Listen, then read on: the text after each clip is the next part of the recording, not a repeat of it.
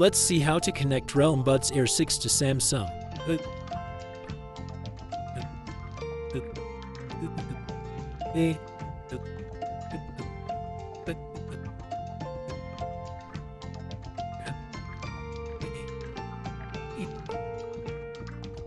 Bluetooth buds showing up on your Samsung.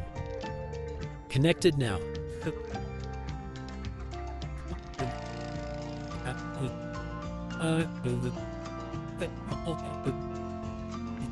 If your Bluetooth buds are not showing on your Samsung, then go to the second method.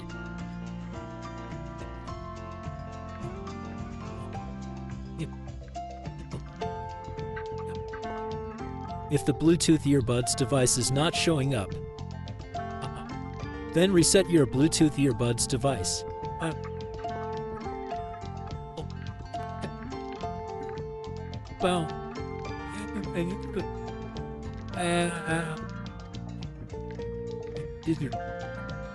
This is the reset button.